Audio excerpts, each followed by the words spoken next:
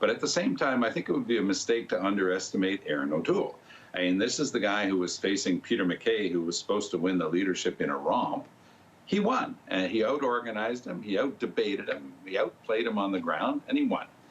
Then Trudeau calls a snap election.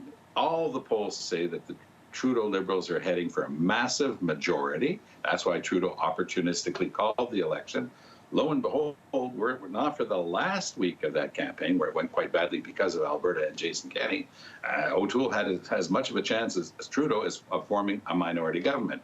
So I don't think it would make much sense for them to start attacking the leader who was able to say, we're going a little bit closer to the middle of the road. We're going to keep our core values, but there are some things that we're going to drop a little bit of ballast on in order to be an attractive party for more Canadians. And, Marcia, it's worth bearing in mind that the argument that the anti-O'Tooles are using can actually be turned on its head. He got the same vote. He got all of those seats. He held Trudeau to a minority, and at the same time jettisoned the rather extreme views of Maxime Bernier and his followers.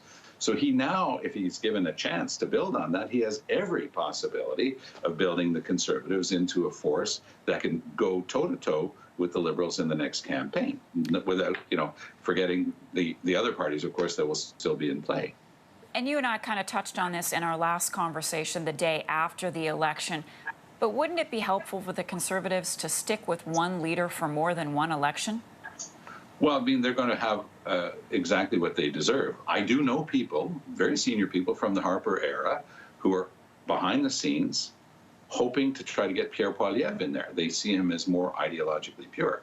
If I were a Liberal, I'd be talking to all my friends as quietly as I could, saying, take a Conservative membership and do everything you can to vote to get Pierre Poilievre in there to replace O'Toole. He's a very divisive figure. He would not be able to attract people the way O'Toole did with his very disciplined, moderate approach. So it depends on what they want to do. If they want to remain ideologically pure, they're going to try to push this O'Toole overboard. If they want to have a chance of getting back into government, they better keep him around, give him time to connect with Canadians, and set down some policies that will be more attractive. When would you like to see this government get back to work? And we still haven't heard from the Prime Minister. No, I think he's gone into hiding. Mr. Trudeau is very good at the stage set of this thing. He had a horrible result. He was supposed to win a majority. He bet everything on it. He got a minority. His appearance on the night of the election, he looked sheepish, even though he was trying to talk a good game. And he's very nervous because he knows that it's a party that doesn't enjoy not being in a majority situation. And now he's gotten two minorities in a row.